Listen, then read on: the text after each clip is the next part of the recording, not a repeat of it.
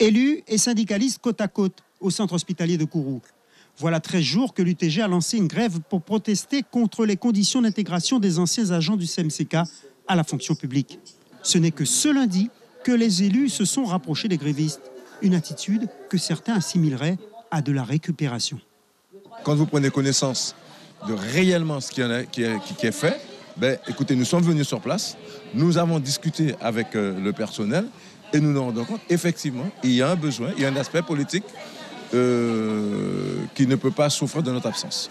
Principal enjeu, la reprise intégrale de l'ancienneté des brancardiers et des agents de services hospitaliers ou encore des adjoints administratifs. Selon un décret de la fonction hospitalière, ils ne peuvent être repris qu'avec 50% de cette ancienneté, contrairement aux infirmiers et aides-soignants, repris, eux, à 100%.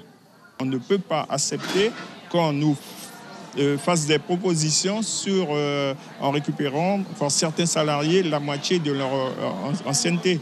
Aujourd'hui, vous demandez une exception pour l'hôpital de Kourou. La création a été exceptionnelle. Il faut que ça continue dans l'exceptionnel. Il faut recaser les salariés dans l'exceptionnel.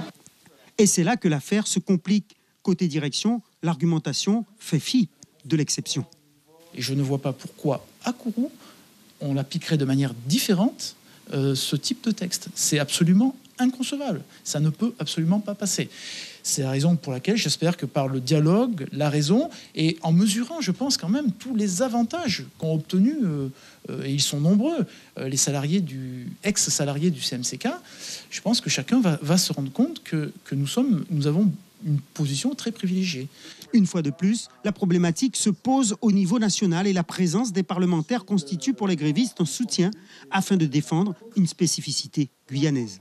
À situation exceptionnelle, il faut un traitement exceptionnel.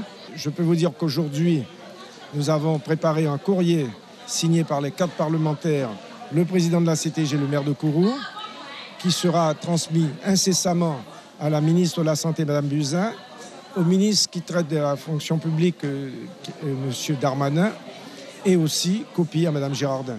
Si on ne peut pas être entendu à Cayenne, en Guyane, nous serons à Kourou, nous serons entendus à Paris. Il faut que le gouvernement comprenne que ce problème doit être réglé avant la fin de l'année. Reste à savoir quand interviendra une réponse. En attendant, l'hôpital fonctionne tant bien que mal, en espérant une sortie de crise à court terme. Suivez l'info sur Guyana Première, télé, radio et Internet.